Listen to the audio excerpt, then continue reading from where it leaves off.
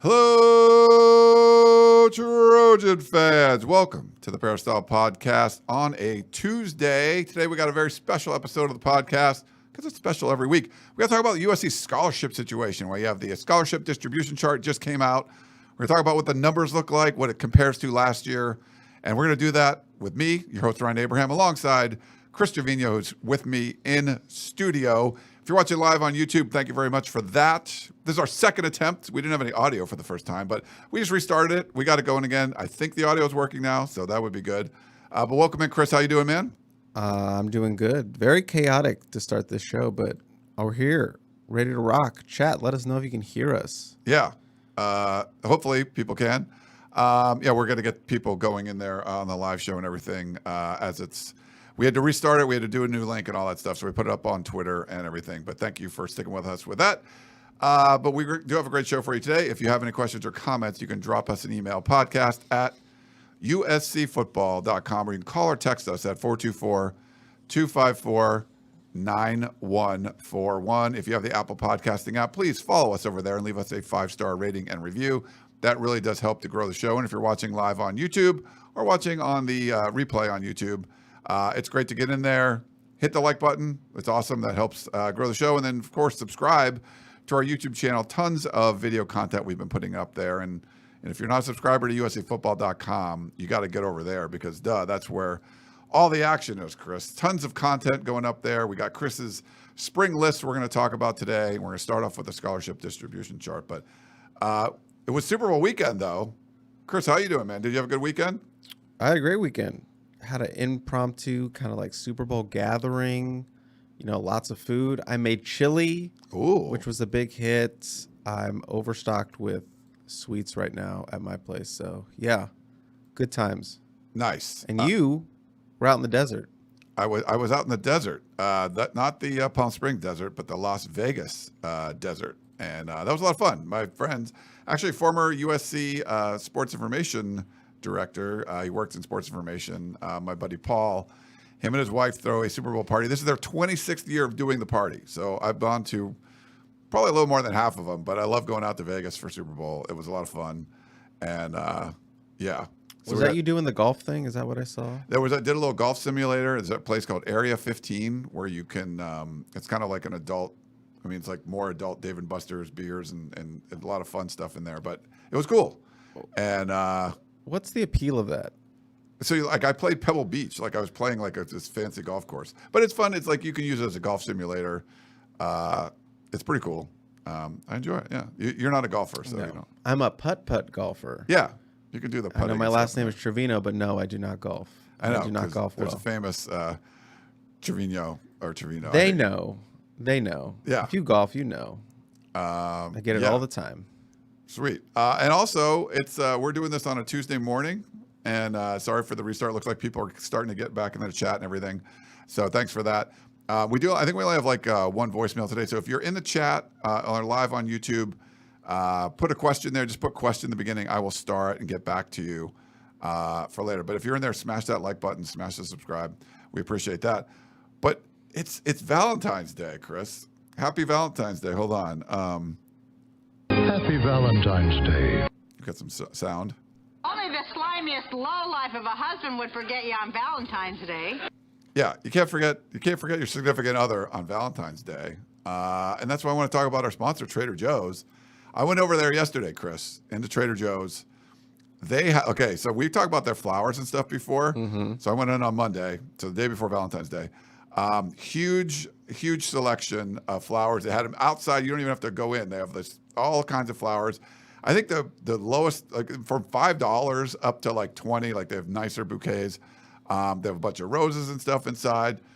Man, usually if you go to like a florist on Valentine's Day, you're gonna like pay an arm and a leg. Really good looking flowers all over the place. And it was pretty cool. And I recently I found some ants like in my pantry, and the pantry was just kind of like ants. Yeah, there was ants in there. So I like when it was raining, so I like cleaned it out. I'm like, I'm gonna clean out the pantry. So I just kind of did a spring cleaning, and I had a bunch of crap in there I didn't need anymore, and just stuff that not even food stuff. And so I got rid of all that. So I had like a nice clean pantry. So then I had open shelves. I'm like, all right, I need to go pick up a bunch of sauce from Trader Joe's. Different pastas. I like that they have a variety of pastas and the different sauces. They have a bolognese sauce that the checkout guy said is really good. He said you could drink it with a straw. So I haven't tried that one yet. So I picked that up. But go to the flowers. Go get flowers if you need it for today. That's a good one for your Valentine. But I have a Valentine for you, Chris. I know we were talking about what bit we were going to do today. Okay. Hold on. So you might have to talk for a second. Well, usually I'm the one who comes up with bits for this show. But Ryan, this is not rehearsed. I don't know what he's doing. Yeah. He's working through some sort of box going on right now. I got Chris a Valentine Day. So see, you get this donut. Oh, okay. Yeah. He loves me. They have different ones. We could probably eat it during the show. What is this filled with? Jelly or something? I don't think there's anything in it. Really? I just went to like my local donut shop. So I got one, like a regular one for me.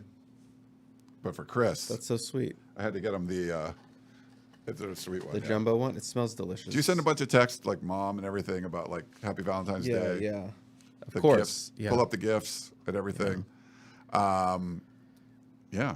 Can I tell a quick sort of course. related USC story, Valentine's Day story? I Yeah. love telling this story. So this was probably like 4 years ago, 2018, maybe 2019. But it was Valentine's Day, and I was at a flower shop buying flowers. Okay.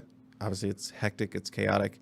And I'm not going to name the person, obviously, but I got a call from the parent of a USC player that was on the team. Okay. Former big-time recruit. And he just he calls me from time to time, and it was dad. And we're just talking, talking about how his son's doing, blah, blah, blah. And like I said, it's chaotic at this flower shop. And he's like, hey, what's going on? It's like, you're pretty, it sounds pretty, busy back there. And I'm like, oh yeah, I'm at a flower shop buying flowers for Valentine's Day. And then there's just this long pause on the phone. And then he goes, oh shit, I'm fucking up. I gotta go. And then he hung up, and it was amazing. It was amazing.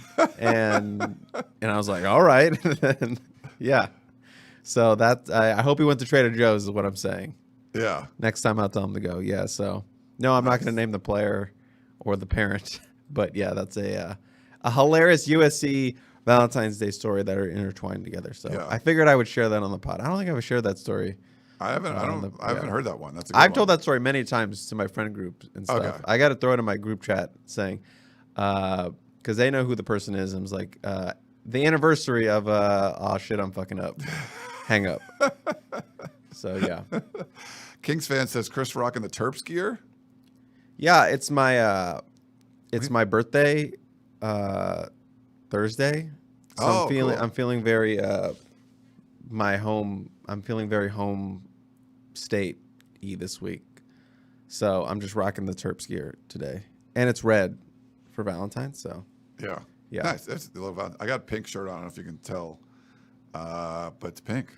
For very Valentine's. salmon. I was I had my gym this morning, my workout class, like they encouraged us to wear. So I wore like a pink workout shirt too, with t-shirt in there. And then our instructor Megan had her husband made cookies, so I had like Valentine's Day cookie this morning. So I had a cookie, and now I'm gonna have a donut here at some point. If you go on a long rant, I can definitely go on that. Okay, we gotta talk about anything else you want to bring up before? No, I think they're ready for us to jump into this. Are they ready for jump in? Scholarship Distribution Chart. So what is it? I think I started it back in 97. No, Okay. This was more. Let me see. Well, I got links back to like 2018, but I think we started doing it in the mid-teens or like 12, 13, essentially because USC was under sanctions, and at that point we didn't. You kind of knew there was 85 scholarships. You could sign 25 guys, but you didn't really know like what all this stuff meant. And once they changed the rules and USC could only have 75 scholarships and you could only sign 15, you start digging into the numbers. It was crazy. So I made this chart to kind of figure out how many guys USC had on scholarship. You can only have 85. And just so people know, football is a head count sport. There's no partial scholarships. You can't be on scholarship for the fall and then come off. You can count forward, count back. There's some rules like that. But if you're on scholarship for the 2022 season, you're on for the whole year. And that ends in the summer. So I don't know if it's July 1st or August 1st. It's around that. I think it might be July 1st is when the sort of everything resets. So by then, whoever's on scholarship, you have to have 85 or under. I don't know what happens if you don't. Like, what is the NCAA going to do anything? I have no idea what's going on. But that's when you're supposed to have 85. Compliance got to check all this stuff. So we keep track, and we don't get we haven't had like an official update on the roster, which we will get in the next couple of weeks because USC's heading into spring football. So we'll probably get some updates there. There'll be a few guys that we thought are on this list that will not be on this list. Some guys that are getting kind of processed. Maybe they're still in school, but they're not part of the football team. Right. Was it Jake Smith? Jake Smith was still on school, but he was off scholarship. He has since entered the transfer portal, but he wasn't on scholarship the whole season anyway. So we didn't list him as a transfer because he was not on the scholarship. He still had he was a scholarship. He still had a scholarship to go to USC, which is great, but he wasn't counting towards USC's official scholarship number. I believe he's back he went to Arizona State. I believe he's there. Yeah. At Arizona State back, an Arizona native. And he's got a USC degree. So, good for him. Yeah. So right now the count that I have is 90. So 5 over what the 85 limit is. But you can go to uscfootball.com and check it out. Obviously, there's a couple of guys that we're not sure of. I've put some inquiries into USC and I haven't heard back yet. But in the next couple of weeks, we will get an official roster going into spring football, and then we can double check it with what we have here and see if there's some players that just aren't there anymore.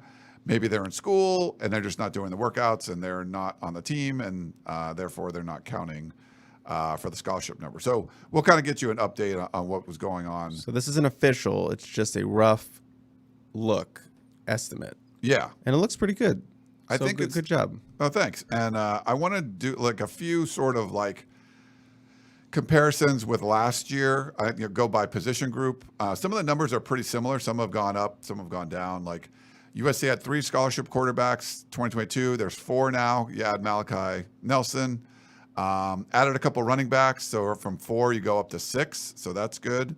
You got Marshawn Lloyd transferring in, but also a couple of freshmen. Wide receivers about the same. I have the count at 10 right now. It was 11 last year. Tight end still 5. Offensive linemen bounced up. Now we'll see if all these guys are still going to be there. Probably not. Yeah, probably not. I mean, you had guys like Jason Rodriguez retire.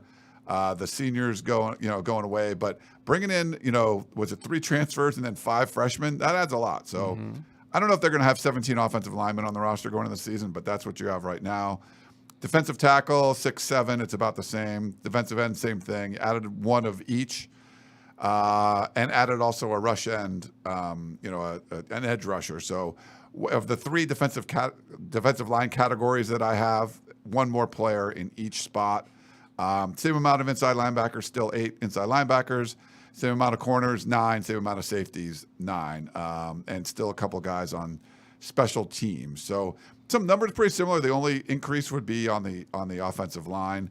The distribution by class is a little bit different. Only 10 seniors were on the roster last year. That's up to 14 now as guys move through. There's 33 juniors. There was only 10 juniors last year. But that's because there was 40 sophomores last year. That's why there's so many juniors. But that was that 2020, 2021 class that sort of got combined. So that's starting to thin out a little bit. Instead of a 40 number, you have 33 for a class.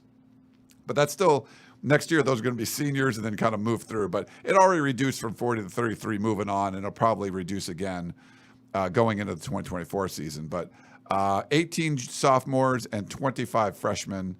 As compared to 21 freshmen last year. So it's starting to even out a little bit more, Chris, by the classes. But if you look at last year, it was 21 freshmen, 40 sophomores, and then 10 juniors, 10 seniors. So now it's starting to space out a little bit, which is something that's what you want.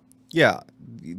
With the whole, Clay Helton era, there was like really big gaps and positions that were under recruited and some that were over recruited. So you had kind of a wonky scholarship chart and these big gaps everywhere. Now we're starting to see it even out more, and it's just more balanced across all the classes. Obviously, your senior classes are usually smaller just because you have guys who transfer out or guys that turn pro early. So senior classes are usually not too big, but we're starting to see it, look much more balanced across freshmen, sophomores, and your juniors, which is what you want. Yeah.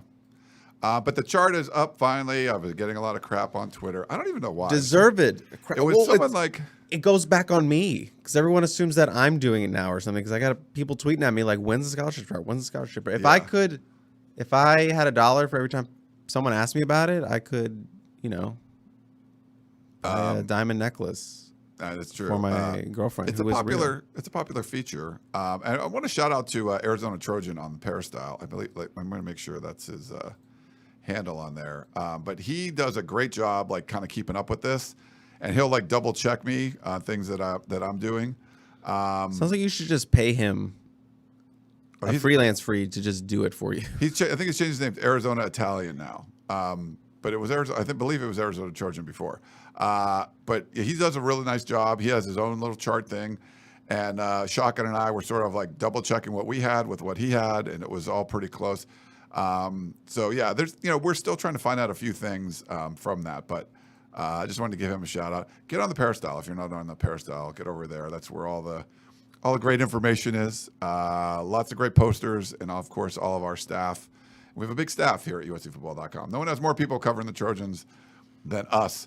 No one's been covering the Trojans longer than me. Is that crazy? Like, I'm like somehow I became like the godfather. You're the old I'm guy the old man, the USC in the media. beat room. Like, yeah,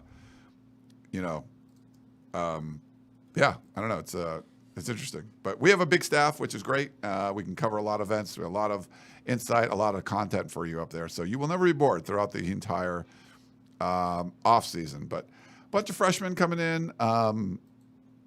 Transfer portal wise, we have a list up there of all the guys that have transferred in. There's probably going to be a few more added, and like I said, probably a few more kind of transferring out. But all the early signing period additions are in there. The traditional National Signing Day, it's really just Jacoby Lane, who was already committed. Walker Lyons isn't listed on there because he's going to take his Mormon mission, but he had signed. He's just going to be kind of delayed. And we go over, you can see like the old charts from the last several years, which players graduated. Only 2 early defections to the NFL, Jordan Addison and Tuli Tuipulotu. But it gives you a whole kind of idea of how the scholarship distribution is set right now. And then, people like to speculate, like who's going to be there, who's not. Like you never know, players are going to transfer out. I'm guessing we get that number down a couple, Chris, heading into spring football. Yep. And then you'll see another exodus post-spring football. Yeah. Yeah. So with the window opening, yeah. But that's just the way college football is right now. So the second portal wave. The second portal wave. We'll but when it opens again in May. Yeah. But there's also players that are still in the portal that haven't, picked their school yet and everything. So right. You're going to see some of that. Sager, I think that's how you say his name, just had a Trader Joe's spicy lentil wrap for an early lunch. I'm sure Ryan would approve. I do. That's good stuff. I like going in there and picking up like the prepackaged like sandwiches and everything. It's great. Okay. Also want to talk about, is there anything else on the scholarship numbers you want to? No, I think you're golden. Go through.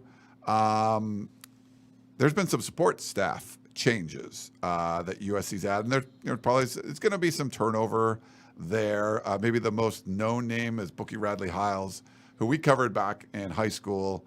He played for Lincoln Riley at Oklahoma, and he is now on the sports staff. But there's a couple others too. If you want to I'll give you the floor if you want to talk about USC's sports staff. Should I start with Bookie? Yeah, start with Whose Bookie. real name is Brendan, by the way, but synonymously known as Bookie across all avenues. And if you've been covering or if you've been following, recruiting in the SoCal area for the last 10 years, you know who Bookie is. He was a former top 50 prospect, 2018, went to Calabasas, transferred to IMG for his final senior year, or maybe his final 2 years, but ended his prep career at IMG, signed with Lincoln Riley in Oklahoma over, a bevy of offers, Clemson, Florida, USC, UCLA, bunch of high-end Power 5 conferences. Chose Lincoln Riley, went on to be a starter there for multiple seasons. Didn't quite kind of live up to that top 50 billing. I think he was kind of considered a polarizing figure among Oklahoma fans, for some untimely penalties, very fiery on the field. But, he started 115 career tackles, 3 picks, 1 pick six, ended up leaving Oklahoma, went to the transfer portal. USC was talked about maybe as a possible destination. Dante Williams, they had a good relationship, recruited him when he was at Nebraska. Nebraska was a player for him, but ended up going to Washington for Jimmy Lake. Disastrous season. Obviously, they went 4-8. Lake was fired. Started, I believe, like 8 games over the course of that season. Didn't get drafted. Had a cup of coffee with the Cincinnati Bengals. Got waived in August. And him joining the USC staff should not be a surprise to anyone who followed my Ghost Notes last season, because Bookie was at, I would say, like 90% of the practices. He was an unofficial member of that staff already.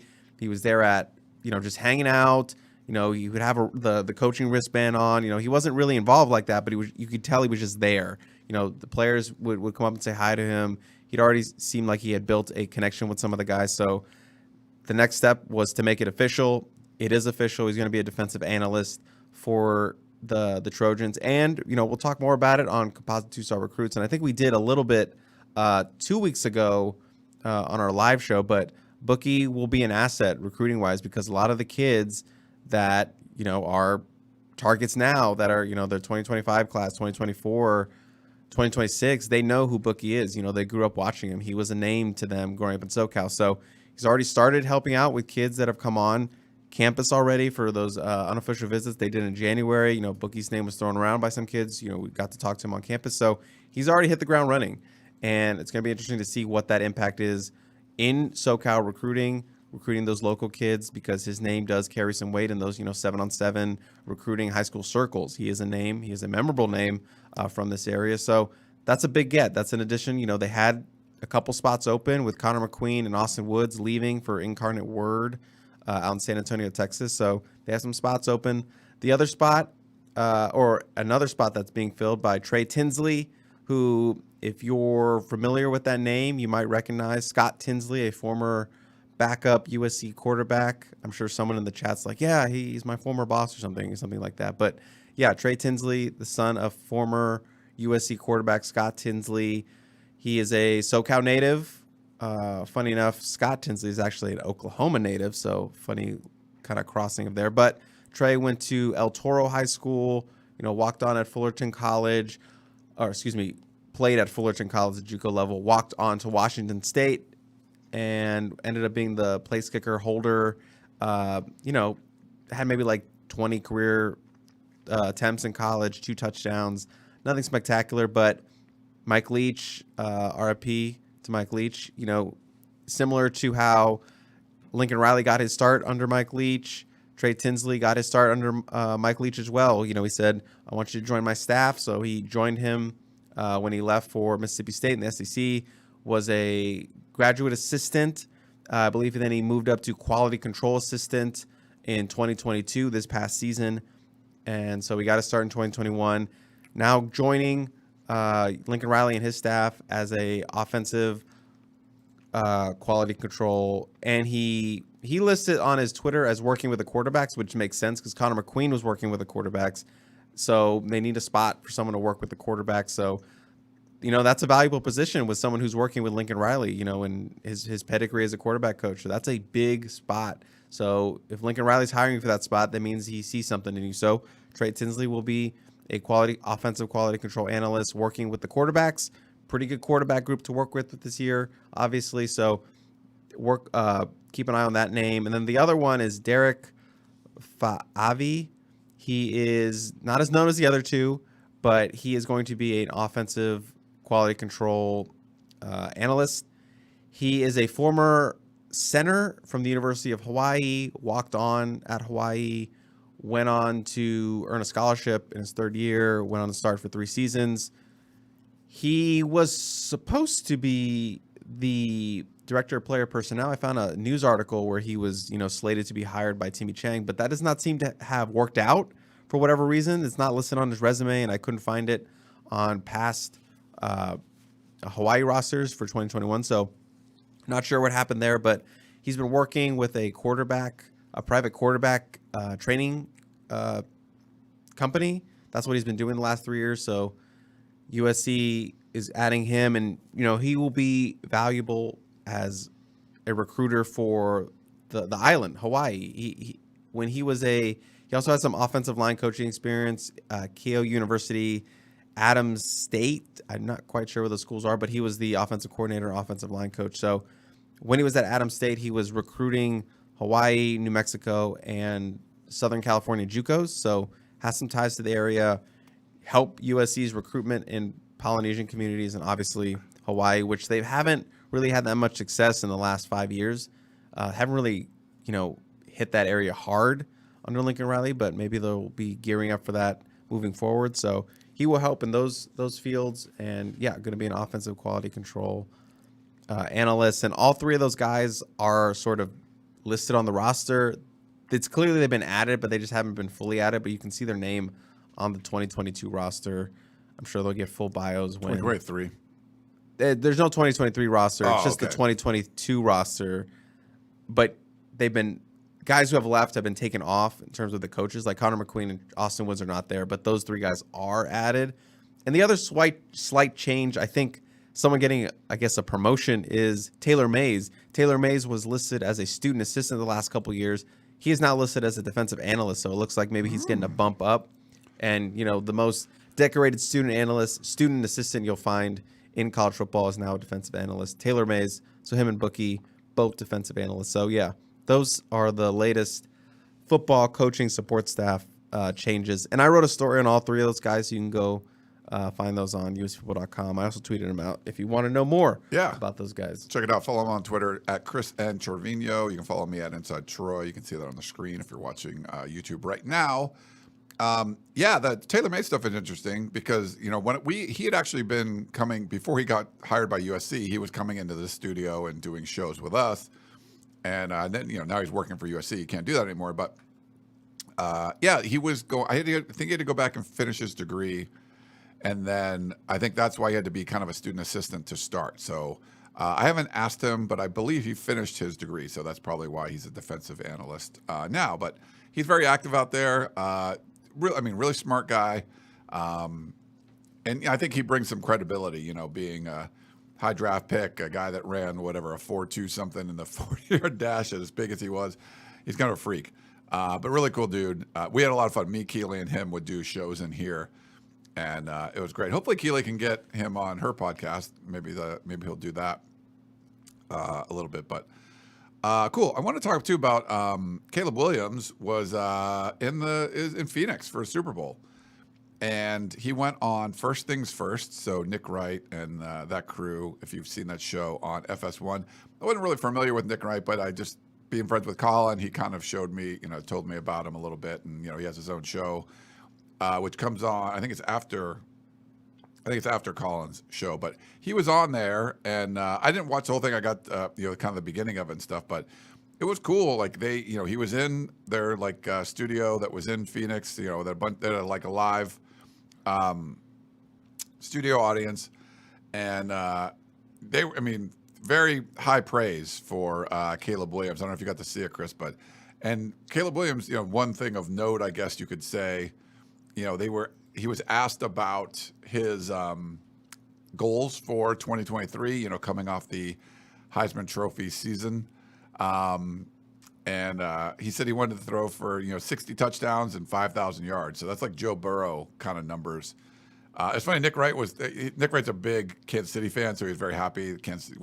Going into it, but he was talking about like the rivalries, like the quarterback rivalries. He's like, Josh Allen and Patrick Mahomes, or is it going to be Jalen Hurts and Patrick Mahomes? And he was basically saying, I think it's going to be Caleb Williams and Patrick Mahomes. So even though Mahomes will be in there for 7, he'll be his 8th year when Caleb Williams gets to go to the NFL. For some reason, Nick Wright thinks that they're going to have some, and they could. Who knows? Patrick Mahomes could play for a long time, and Caleb Williams could start right away and have big success. But there was some pretty high praise placed on Caleb Williams. Yeah, I mean, you can't go anywhere with NFL scouts on Twitter or social media and have Caleb Williams' name come up and not have the Patrick Mahomes comparison come up. So that's only going to get stronger as he enters his draft eligible season as a junior, coming off that Heisman win. And just get ready for a bunch of early 2024 mock drafts where he is the number 1 overall pick. And there's going to be tons of podcasts and content all over, ESPN, CBS Sports, Yahoo. Everyone is going to be touting him as the number 1 pick in 2024. So that's another element he'll have to deal with in terms of expectations as a returning Heisman winner and wanting to put up stats. Like, as you said, Joe Burrow-esque. Burrow threw for 5,600 yards, 5,671, and 60 touchdowns against just 6 interceptions as LSU won the national championship. So, and I don't think those are crazy numbers where he couldn't reach that, Ryan. He has offensive line that we think is going to be better than last season. He has a bunch of weapons to choose from. You're losing Jordan Addison, but still a ton of talent out there. But, I don't think anyone would look at those numbers and be like, yeah, he can't do it when you saw what he did last season. No, I agree. It's, he's got to stay healthy the whole time. It's another year in the system, and it's not just, he was very familiar with what Lincoln Riley wanted. And I think now you have a bunch of people that are as well. Now there's going to be turnover in different spots, but, some veteran presence is coming back. We're going to talk about a guy like Austin Jones. All those guys know what they're what's expected of them. And, having a whole year in the system for everybody, staff, players, I think that's going to help Caleb Williams as well. The fact that he could do that right out of the gate was pretty impressive. Some potential big numbers there, and he would have probably better rushing numbers than Joe Burrow had. But Joe Burrow, that offense was absolutely ridiculous, and they had a bunch of NFL guys all over the place. So, but Caleb Williams is a special talent, so it'll be interesting to see how close he can get to that. It's also a tougher season schedule, so they'll be facing better teams, but I wouldn't say it's not impossible. I think it's certainly in the realm of possibility, knowing his talent level and the kind of offense he'll have around him. Yeah, you can get out of the gate fast, right? It's an easier schedule to start. You build some momentum, and you got some huge numbers. And then the good thing is you're going to end with big game after big game after big game. So he could pile up numbers early, and then if you can keep that going and actually win, it's hard to repeat as a Heisman Trophy winner. But if his numbers eclipse significantly what he did in 2022, especially the way you end with some big games, you're beating Notre Dame on the road or Oregon on the road, and you have a shootout with Michael Penix at home. That's going to set you up. I think it's hard to kind of trump what you did when you win a Heisman. But, the way the schedule's set up, if he does it, if he does all those things and USC wins, winning is important too. You got to win these games. Just he could have huge numbers and USC kind of stinks or whatever. They're 9-3 instead of 11-1. Probably not going to win. But you go 11-1 again, and your numbers are better. I would. It depends what other people do too. But I think you got a real shot. Speaking of Super Bowl, congrats. I think we have. I forget where all my stuff is now. Where's my applause? I don't know. Oh, no. New board. Wrong one. Yeah, no, new board. Things are moved around. Juju Smith-Schuster is a Super Bowl champion. So, pretty cool. Shout out to him. Congrats to Juju. Yeah. Oh, groovy, baby. Nice. Yeah. So, Yeah, he got he was the most controversial play in the game he was a part of when he was, held slightly. But I don't think that call should have been made. But that's I agree. Just me. And I'm a Cowboys fan. I don't like the Eagles. It technically was holding, but that was the only holding call of the game. Like, if we went through the tape, I'm sure there was stuff way worse than that wasn't called. Whatever. And in that moment, in the biggest game of the year, you can't make that call. No. You can't make that call. But they did make that call. And, Kansas City, congrats to them. Juju Smith-Schuster, a champion. Ronald Jones, also part of that Kansas City team. So he has a Super Bowl ring as well. I believe he had 2 Super Bowl rings. Because he had Tampa Bay, right? Yeah. Yeah, so not bad. I forgot Ronald Jones was on that team. Yeah. So, yeah. But, yeah, shout out to Juju, who played a significant role in the game. Not just that controversial play, but he's making catches. Kansas City had some. He had that one drive where he had like 5 catches in a row. Yeah, that was kind of crazy. We were like, oh, he's a big part of this. Let's see. Okay. We got that. Oh, we got to talk about your stuff, right? You put out 3 different lists so far heading into spring football. Like I said, fewer than 3 weeks away. 5 breakout players on defense, 5 breakout players on offense, and then 5 Trojans in need of a big spring.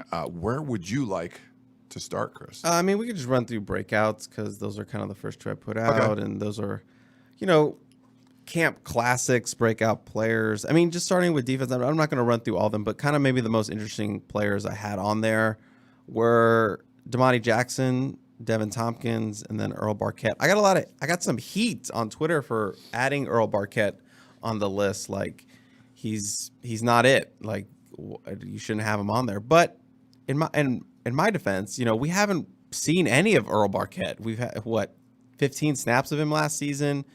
I'm not ready to count him out at all. He's a redshirt senior, technically the first transfer to ever commit to Lincoln Riley at USC. So he'll always have that distinction. But 6'3", 280 pounds. If you could get him to 300, he could help you on the interior. He's an athletic defensive lineman, got some twitch.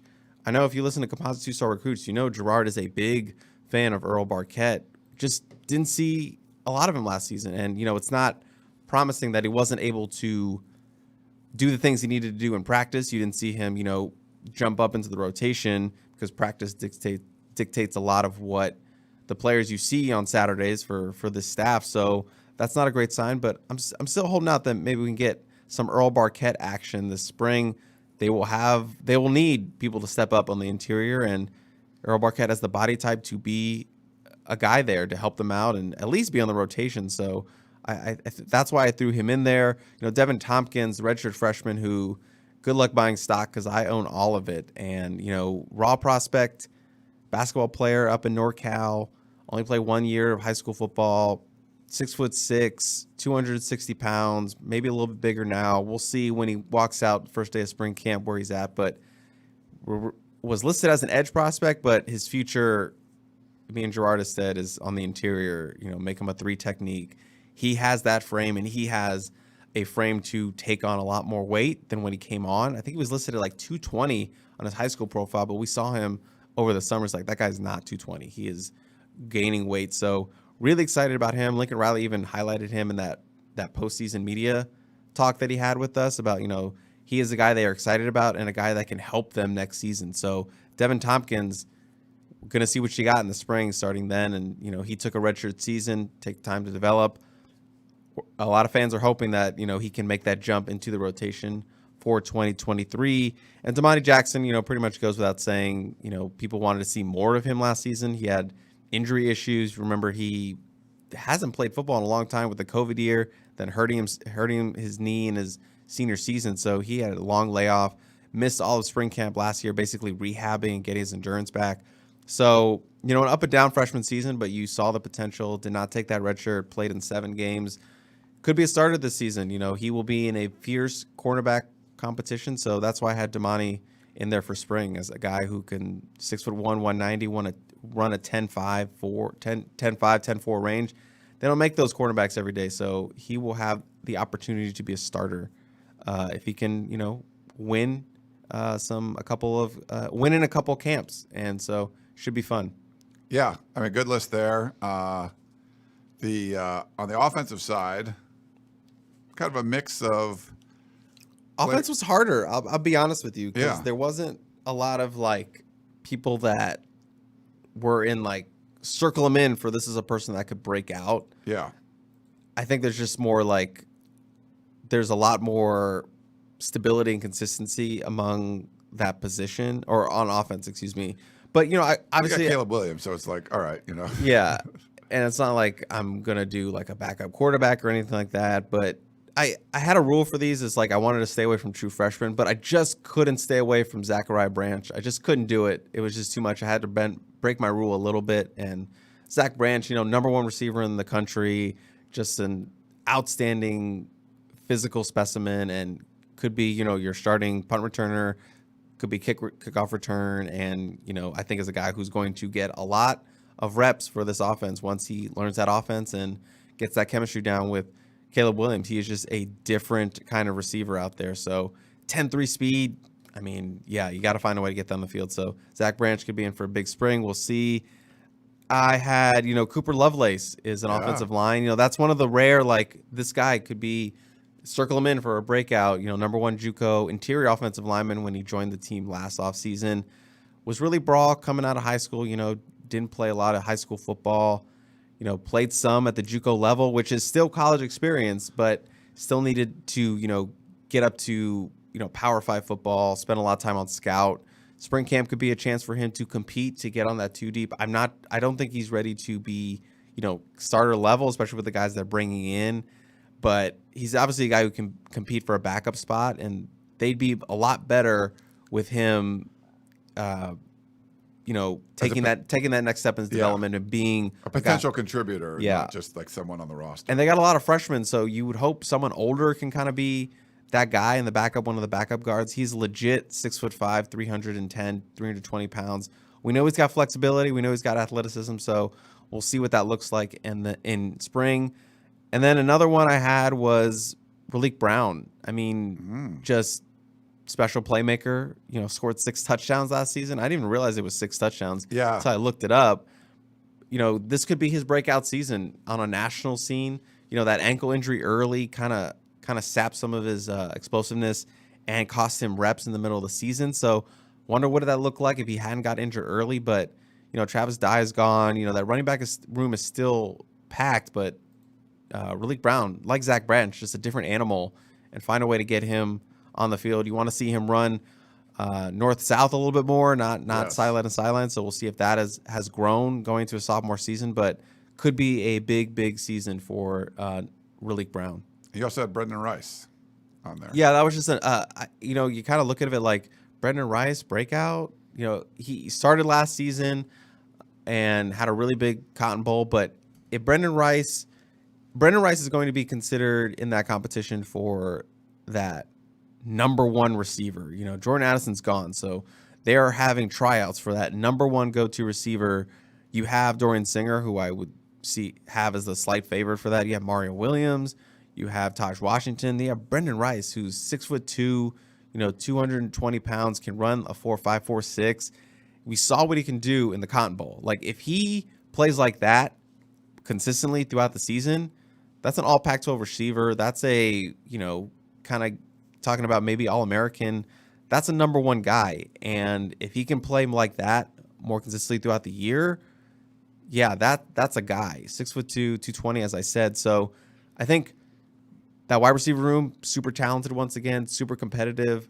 But Brendan Rice will be among that top level of guys who could be your number one target. And I think it starts in spring, kind of set that tone. We know he's a really good performer in practices. That's why he was consistently starting all season. So interested to see what Brendan Rice does this spring, especially getting to end the season with that huge performance in the Cotton Bowl, and see if he can ride that momentum into 2023 and starting in spring. Yeah, and I mean, and when we switch to the guys that need to have a big spring, that you're looking to have, you know, make big contributions in the spring, is someone that, you know, we got to see in the Cotton Bowl that we didn't see for a while. I want to start with Courtland Ford, because you know, what we had heard from him is that things got better. I was asking a lot about it when we were in Dallas. And, what are your thoughts on Courtland Ford heading into the spring? Yeah, and just with the guys that need a big spring, this wasn't a list to kind of, shame them or anything. I just think they're just guys that there's a lot more competition at their position. Maybe they did some good things last season. They just need, if they're going to take that next step, they need to get started on the right foot for 2023. Some guys that have underperformed a little bit, some guys that,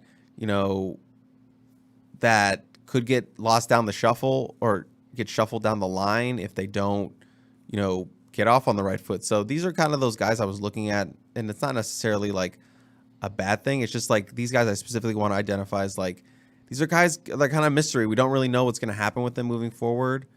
Outside of Austin Jones, who was on that list, but for a different reason. But Courtland Ford, right, he started the season at left tackle in that competition with Bobby Haskins, a little bit of rotation. Then he hurt his ankle, and then he went missing. He was on a milk carton. He got jumped by Mason Murphy. It seemed like he was better, but he still wasn't playing. I think he only got like 50 snaps after the first 2 games over the course of 11 games, which is just weird, I guess. Just couldn't get back into the lineup. And then at the Cotton Bowl, suddenly 76 snaps, and he's out there essentially as a starter. So, yeah, Courtland Ford, I don't really know what to make of Courtland Ford. You have 3 incoming transfers. You have 5 incoming offensive linemen. Jared Kingston, probably the favorite to win that left tackle job. I'm sure Mason Murphy will be factored in there. Courtland Ford has technically, I guess, 1-2 left tackle jobs the last 2 seasons, even though he was kind of in a rotation with Bobby Haskins before the injury. But he's been in a lot of left tackle competitions. And, Jared Kingston and him, I think those are the 2 main contenders for left tackle. So I'm interested to see what Courtland Ford comes with in spring. I know he was, a popular guy to circle as maybe he looks into the transfer portal after this season. Maybe he's going to wait around until after spring. So he's a mystery to me. I don't really know what's going to happen with Courtland Ford. He could have a big spring camp, jump into the portal because he's a valuable player. He has left tackle experience, 6'6". He was the starter when they shared time. He was the guy who played first, Big body, athletic. So I think he would have people calling him if he entered the portal, but maybe he wants to stick around. I don't know. I think he'd be valuable as that backup. He also can play guard a little bit. So I think it'd be really valuable to have him on the roster, but I just don't know what's going to happen with him after spring. So we'll have to see what his spring camp actually looks like. And in that competition with Jared Kingston, another name, a real polarizing name is obviously Korey Foreman. Yeah. Former number 1 overall player, you've heard it before, 5-star, flashed a little bit in 2022, had the biggest play of his career with that interception against UCLA, but didn't have a sack last season, only 1 tackle for a loss. And you could look at it like, when Romello Height went down, everyone was like, all right, Corey's time. That didn't really happen. It was more Solomon Byrd and then Nick Figueroa and then throwing a bunch of bodies at the edge rush, at the rush end position. So, that's not what you wanted to see, especially with a guy of his talent caliber on the team. Now, rush end position, super stacked, or at least super deep with bodies, because you have Romello Height coming back from injury. You have Solomon Byrd coming back. You're adding Jack Sullivan, who could play rush end, defensive end. You have Jamil Muhammad, who is a hybrid and can play off the end as well.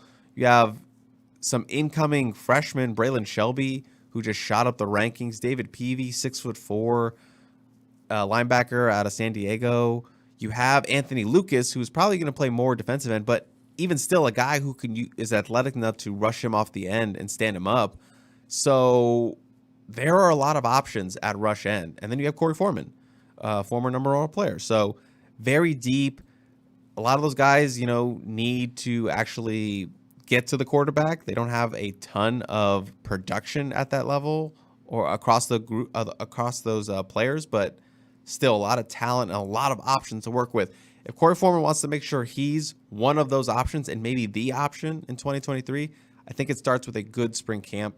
And remember, he missed spring camp, most of spring camp last season with that, I believe it was a kneecap injury or knee injury that slowed him down in winter workouts. So we'll see what number 0 brings for spring.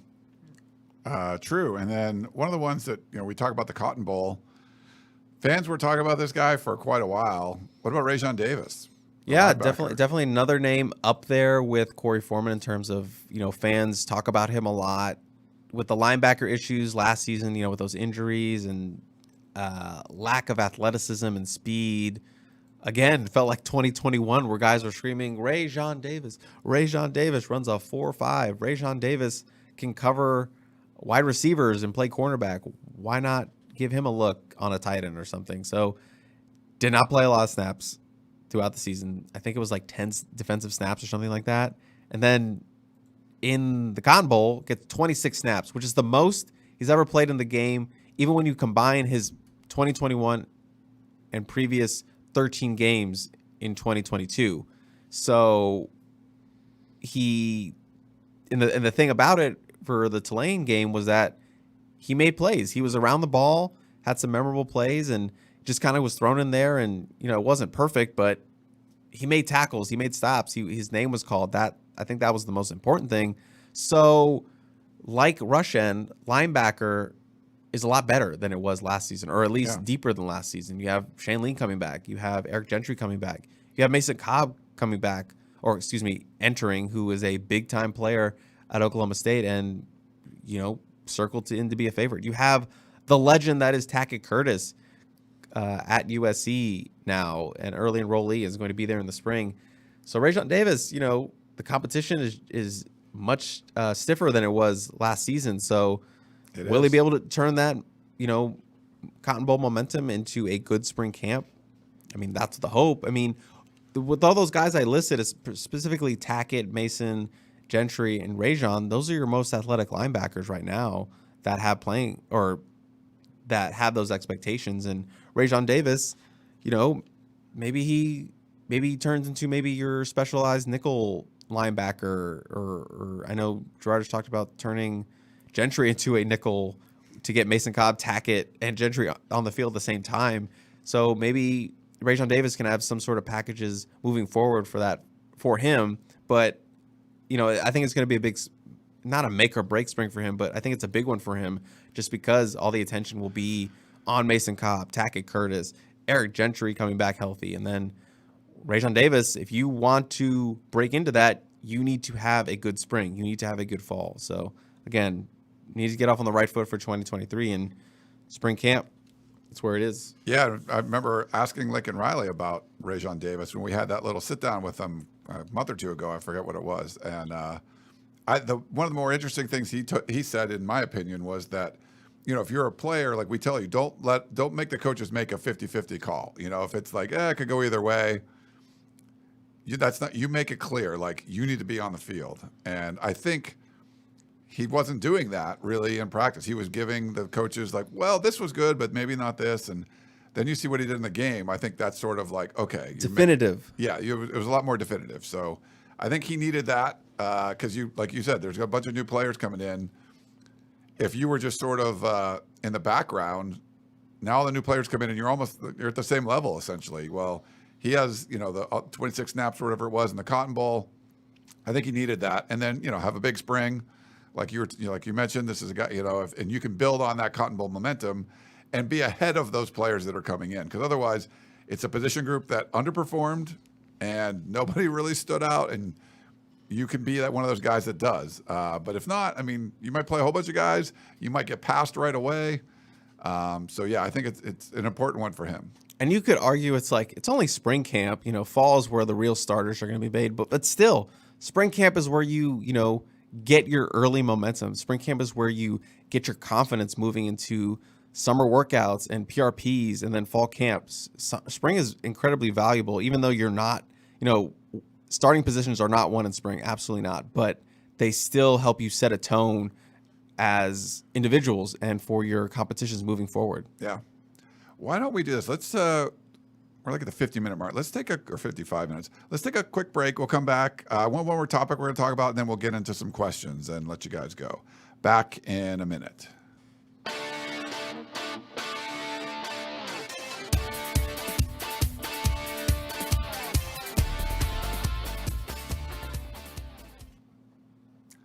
All right, we're back here on the Peristyle Podcast. Great stuff. So make sure you go to uscfootball.com. Check out all of Chris's lists.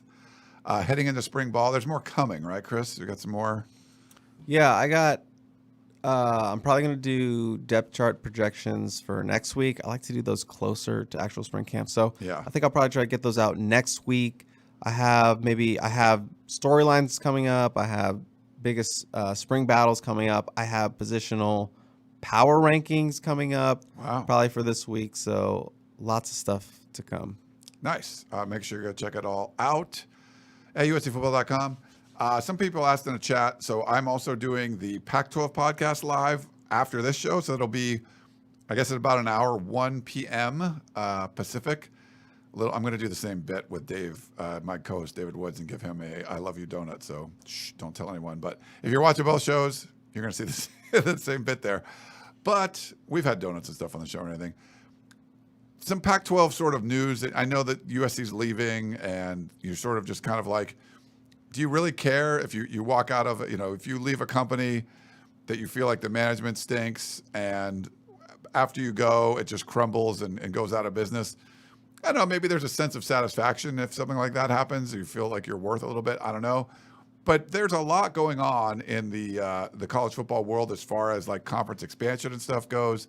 I want to get your thoughts on some of this, Chris. But for the Pac-12, George Kliavkoff didn't come out with a statement this week, but the board, the management board did. All the presidents did, saying it was a unity statement that they're going to come out. They're going to be, they're having great conversations with potential media partners, that the teams are all unified, because there's a lot of rumors out there that people want to leave. They're going to jump, abandon ship. And, it's going up against the Big 12. The Big 12, I think, got the jump on the Pac-12 in some cases where, yes, they were poached first. So Texas and Oklahoma gets poached away, but they had an opportunity to more time backfill. To regroup. Yeah, they had time to regroup. They took the best group of 5 schools. So when the Pac-12 lost USC and UCLA, the best kind of replacements were already gone. And now you're looking at SMU and San Diego State. That's not as good as like Houston and Cincinnati, who just was in the playoff, and BYU. So, I mean, I think the Pac-12's in a tough spot. The Pac-12 did have an advantage where they were next up to renegotiate their media rights contract, and the Big 12 jumped them again, and they just redid a deal.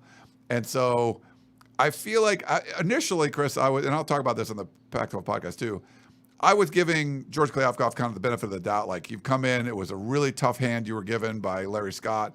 You fixed a bunch of things, which is great, similar to what Mike Bohn had to do. But Mike Bohn eventually hired Lincoln Riley. I think when the big thing came, and I'm giving Kliavkoff a little bit more blame for the USC leaving, like, you needed to know once Texas and Oklahoma left, your big schools could leave too. That's the alarm bell. Yeah, that's the alarm bell. You need to go, what couldn't we afford? Like, if Oregon State says we're going to go and you can survive that. You couldn't survive if USC leaves. So I don't know what kind of conversations were had. Maybe he pulled out all the stops to keep USC there. But I think that the general feeling around the conference was like, even though it wasn't the parity thing that Larry Scott wanted, they weren't putting the USCs up on a pedestal, and they weren't going to give USC a bigger chunk of the media pie. I don't think people wanted to do that, not realizing that if you don't and they leave, now your media pie is a lot smaller. And so I don't know. It'll be interesting. Maybe someone writes a book on this someday. But I'm giving Kliavkoff a little bit more blame for not preemptively striking. He's been defensive. He hasn't been getting out and being preemptive about some of these things, and USC being one of them. And then I think a miscalculation with the media rights deal to allow the Big 12 to go ahead and to spend a lot of time hoping that UCLA gets trapped into staying by the Board of Regents. That was the pipe dream. And he really told people 2 different scenarios if UCLA stays or leaves. You're focused on the wrong things. That's a desperation play for me. But I don't know, man. I'm rooting for the Pac-12. I hope the Pac-12 survives, but this is not a good sign, I think, right now. And maybe they come up with the media rights deal. That's great. It's probably going to include a lot of streaming, and you maybe get more money. But the Big 12 already put a number up there. It's like you go first. It's like you're this number in the clubhouse you have to beat. And Kliavkoff was very optimistic about being able to beat it. And the fact that it's taken this long is telling me that he's not able to beat it, and he's got to figure out some way to get a higher number than the Big 12. Not even the number that he was talking about, but just at least higher than the Big 12. And getting more inventory, SMU at San Diego State might be part of it. But it's a little bit of a mess right now. And, I don't know what you think about it, Chris. While you did, say you put blame on Kliavkoff. Did I say that right? Yeah. Okay. People say it differently, Said it, whatever. But can we also acknowledge that he had like a pretty crappy hand to start with? He had 100%. Crappy cards. And I think he was doing his best to try to keep it moving. Just keep him moving, let him survive another day. And then USC, UCLA happened, and we don't, like you said, we don't know like if that was totally, negligent on him and not, realizing like, hey, let's keep the big boy happy in USC, then that's on him. But if he did try everything and it felt like an inevitable situation where it was like, we're really ready for a change, on his hands begging like, please, and it wasn't going to do anything, then obviously he took over a weekend conference. So, I do empathize a little bit that it just felt like he had a losing hand the whole time. And multiple times he's been stuck between a rock and a hard place. And it just doesn't seem like any way he can go, it doesn't really help him because they're, the Big 12 learned much more from their losses earlier and were able to pivot better and quicker. It's like getting injured in spring as opposed to 2 weeks before fall. They're ready for it. Pac-12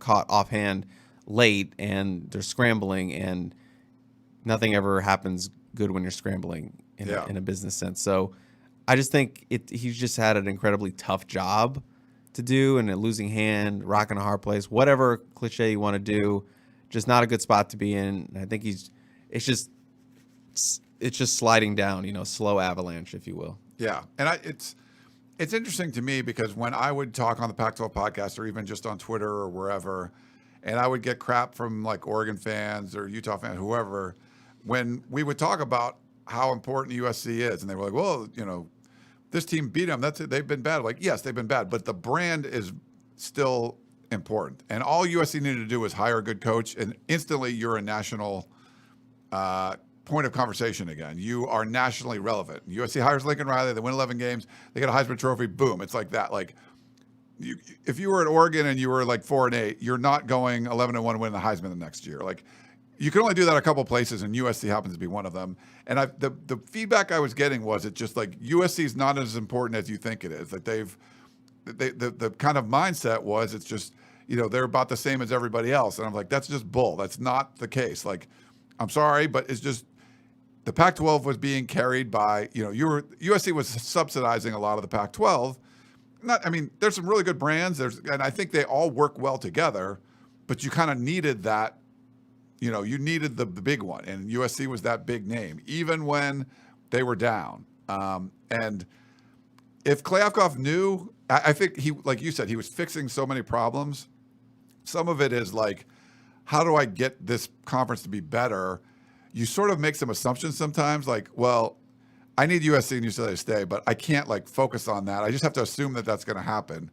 If that was the case, like that's a wrong assumption. Like you have to really kind of circle the wagons and make sure they stay. Because if all of your other plans fall apart if you lose Los Angeles, which they end up doing, I'd love to hear like what was kind of going on behind the scenes. But it might have been a thing where he's like, "Hey, we could lose USC and UCLA. We have to step up and do something." And the other presidents might have been like, "No," and he answers to the presidents. And if they were like, "It doesn't matter," we don't feel it that important. We don't feel they're going to leave.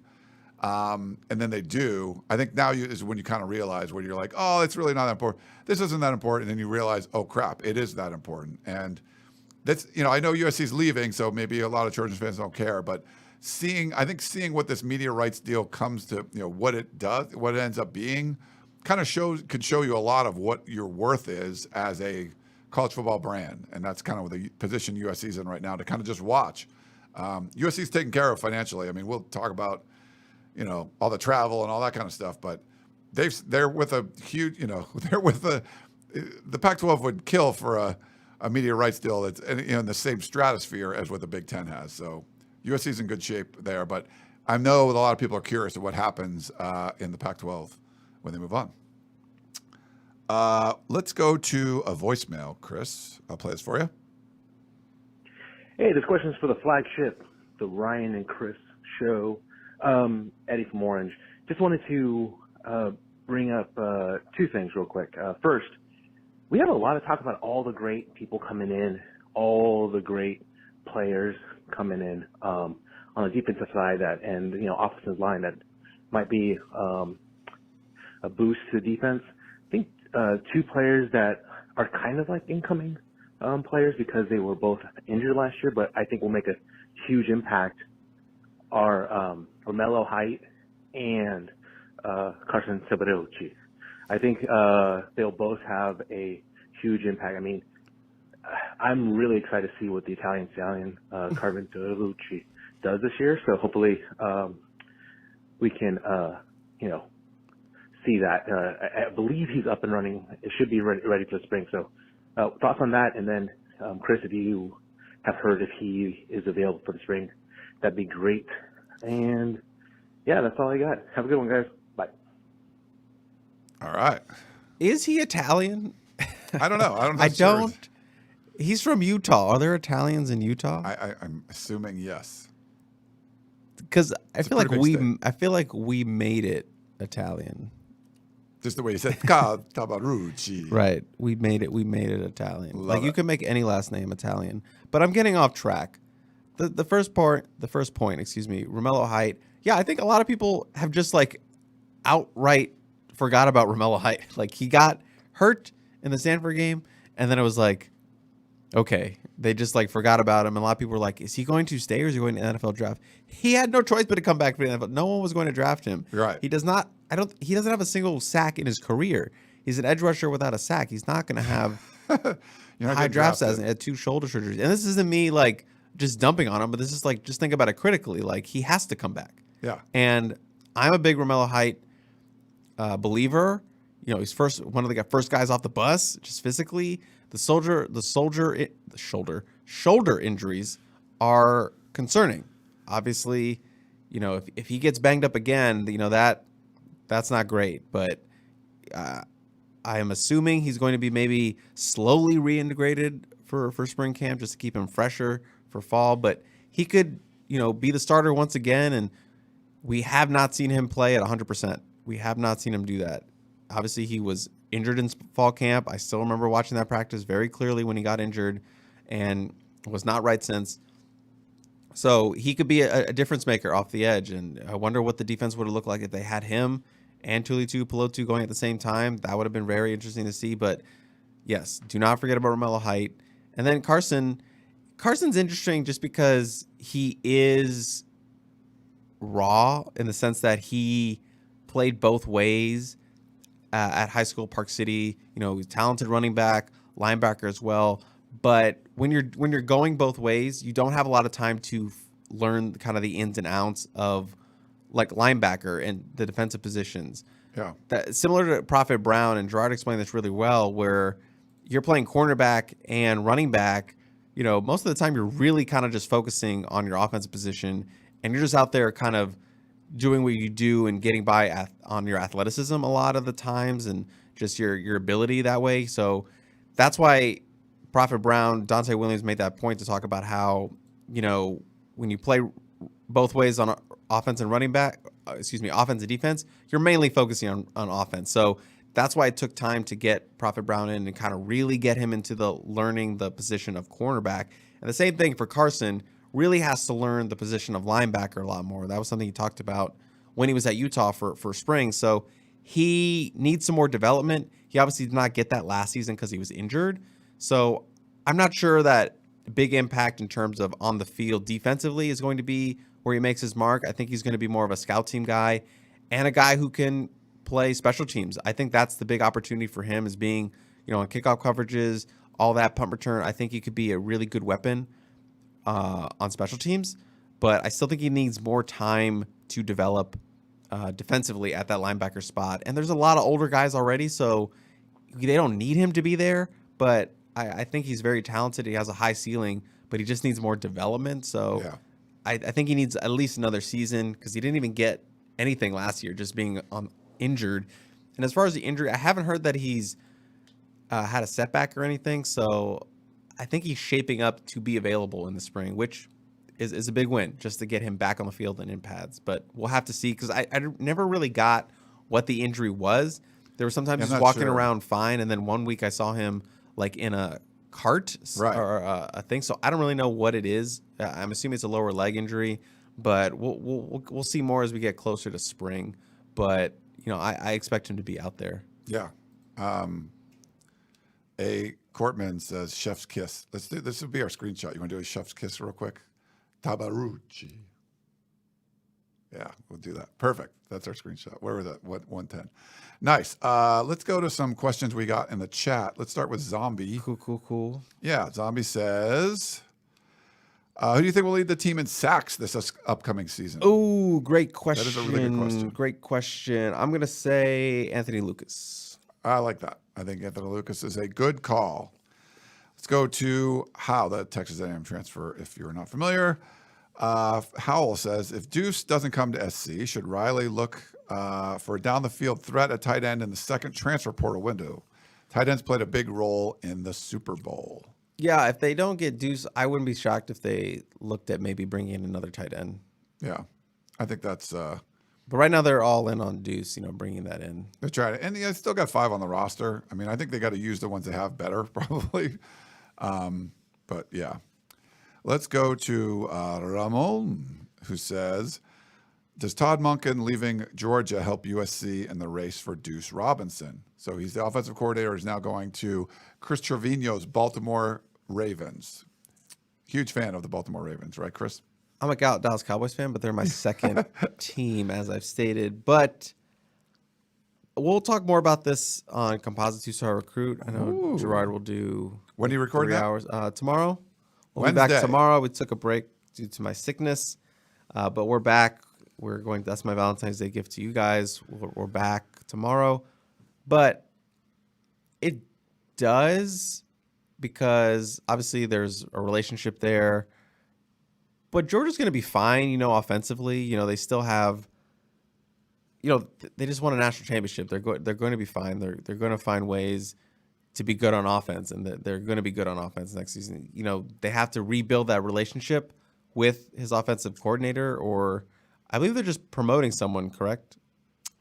I don't know. I didn't see. I believe they are. I'm blanking on the name right now, but Deuce has been on campus multiple times and knows who this coach is, who I'm blanking on at the moment. So there's still going to be some connection there. I do think it helps a little bit. It helps USC a little bit. Yeah. But I wouldn't say it's like clinch it. Oh, Mike certified. Bobo. Zombie says yes, Mike Bobo. Bobo. Yeah. So, Bobo's a good offensive coordinator. They'll still be okay offensively, but it just hurts a little bit because, I'm sure that was a really good relationship he had with Deuce, just helping recruit them and when he got on campus and stuff. But it hurts. It helps a little bit, but it doesn't hurt Georgia that much. It's not a death blow to the recruitment is what I'm saying. Yeah. Grateful Trojan, he says, off topic, but thoughts on Notre Dame declining to pay $2.5 million buyout for Utah's offensive coordinator. Seems strange to me. So Andy Ludwig, Utah's offensive coordinator, apparently the buyout was closer to $3 million or $2.5 million or something. Notre Dame was interested, and they do not. They don't end up pulling the trigger. So and they still don't have an OC? Notre Dame's still trying to hire somebody, but they could have taken Utah's. Cam Rising, by the way, had an ACL tear, so he's trying to get back for the beginning of the season. But yeah. They should go get Bobo. Then it's a double. Oh. Then it's a double hurt for Georgia and Deuce Robinson. I don't know, Grateful Trojan. I mean, like what Notre Dame's doing there. It seems weird if you want him, you just don't want to pay up for him. Maybe you didn't want him that bad. I don't know how good Tommy Reese was either. It's like, I think Stuart Mandel tweeted, like, $2.5 million buyout like in the SEC, you're just like, that's just the price to get going. Like they wouldn't even blink, you know? Yeah, I think I have that on me right now. Yeah. But let me get my other wallet. Thanks for that one. LFG says, rhetorical, wonder which 23 USC running back will try to equal 2022's Travis Dye's difference-making blitz pickups. I know Austin Jones was, taking pride in trying to get better. Yeah, be better at. And he'll need to be better at that because that's what NFL scouts want to see. And if he wants to be the number one running back, gotta pick up some blitzes. So I don't know what Marshawn Lloyd's ability as our blitz picker-upper. Yeah, I haven't seen too much on that. But he's a bigger back, 200 pounds, played in the SEC, so I'm sure he has some familiarity. So he could be a really good blitz picker-upper. We'll have to see in practices. So, yeah, I would say between those two are your favorites to be key blitz guys. Yeah, and I don't know if it's like if anyone's going to be the rock star that Travis Dye was, but no blocky, no rocky is a real thing. And I think you can, if you are fine, like if you're adequate at blocking and you run the ball well, catch the ball in the backfield, you'll play. But if you're like run the ball great and there's no blocky, there's probably not going to be any more rocky. So you have to at least be, decent at this. I don't know if anyone's going to be great at it like Travis Dye was, but we'll see. But you can't see. Can't be a liability. We'll see. Yeah. That's where you work on in spring. Yeah. Ian says, hey, Ryan, I'm curious if you have an updated team composite talent ranking. I know it'll change after spring, but was curious. So 24/7 Sports does this, but they don't update it until August, I believe. So it's like fall camp time. So they kind of wait until the roster's all, flattened out and everyone knows where everyone's going to be. So, yeah, so there'll be a new talent composite, but it'll be in like August is when they usually do it. Do you have any other info on that, Chris? Is that correct? All right. We got one more, and we'll let you guys go out of here from Eddie. Why does 247 rank USC and UCLA's 2024 recruiting class in the Pac-12 if the 2024 kids will never play in the Pac-12? Look, man. I mean, that's a engineering issue for me. That's a question for Casey. I don't go to them and be like, move this to the Big Ten rankings. That'll have to be dealt with at another time, probably after the season. Yeah. Millionaire Mindset put up a couple of things. Who's going to play more, Austin Jones or Lloyd? And he says, how much playtime will Marion Peterson get? Too? I would say Jones early. Yeah, I think Jones. I think Jones is my pick, and then Marion Peterson. Marion's an enigma wrapped in a mystery. So I'm really excited to see what he looks like in spring. Yeah. I'd probably say Quentin Joyner is probably the favorite out of those two to get more playing time. I feel like one of them will redshirt, so we'll see. But I wouldn't sleep on Marion. That's a sleeper kind of guy. He's a big dude. So we'll see what that looks like. And we saw, they would go with one back for a lot. So is that going to happen again, or is it going to be more of an even distribution? I don't know. But they've shown the ability to just say, hey, we're going to go with a back and go with that. And running back's fun because you could be a true freshman and just be the guy. It happens all the time. Like the Mississippi Ole Miss guy, Judkins, I think is his name. Yeah. Yeah, he just came out of nowhere as a true freshman, just like he's like all-American caliber, like already being touted as a top pick. So for all I know, one of those guys could walk in and be like, no, we're the starter. So that's what's fun about running back. It's an easy jumping point from high school to college for whatever reason. Yeah. I think that's about it. We're going to try to do some more stuff on the YouTube channel if you're watching on YouTube. One of the things that I didn't know about, and let us know in the chat room if you guys use these YouTube Shorts. I thought it'd be a good way. YouTube Shorts are like 15-second things, so like what the old Instagram stories used to be. Now you can do longer videos and stuff. But we could do a couple sort of like recaps from the beginning of the show that's a little short, and we'll put it up on YouTube, and you can kind of get a link back to the entire show. I'll try to do one. I'm just unscripted. We start off the show, and I know people were asking about the USC Scholarship Chart, the 2023 Scholarship Distribution Chart. So I'm going to do one, and then Chris, think about this. I'm going to have you do one for so that's be 15 seconds. You're going to do one for the the added support staff. Do you think you can do like a 15-second update on the support staff for our listeners? You can try. If it doesn't work, yeah. We're doing it right now? I'm going to try. We're just going to try one. Okay. Here, I'll do mine first, then we'll get ready to do yours. We'll do this. Okay. And if you listen to the podcast, it's a little recap of what you heard maybe from the beginning. Scholarship chart for USC 2023 is live. Right now we had 90 people on scholarship according to our count. That's going to come down by the summer. But Lincoln Riley going to add some more guys after spring. Some players going to leave, so we'll have to see how it all pans out. Yeah, I don't know. I don't know if that was 15 seconds. It seems like it was close. It'll go viral. It could be viral. Chris, what about the support staff additions? Just throw it to me.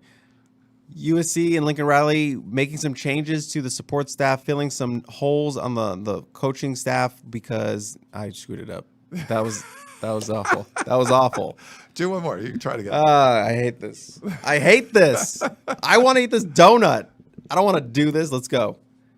USC and Lincoln Riley making some changes to their college football coaching. Nope, I fucked it up. I don't like this. That's okay. You don't have to do it. That's fine. I thought we'd try it. Cut it. I don't want it. It's live. Yeah. Nice. I know. Well, it's hard. Don't nice me. That was sarcastic. No, we have to cut clips of it. No, I understand. I don't like doing We don't talk lines. in 15-second sound bites on these shows. So, yeah.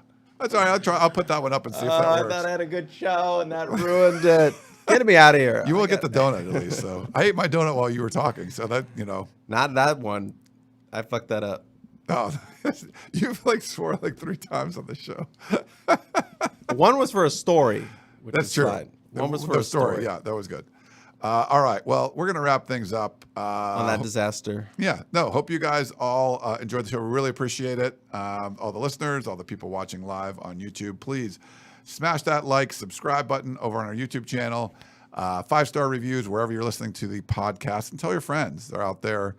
Hey, I got this USC podcast I've been listening to for a while. Maybe go check it out. You can watch it live on YouTube and all that fun stuff. So for Chris Trevino, I am Ryan Abraham. Hope you guys enjoyed the show, and we will talk to you next time.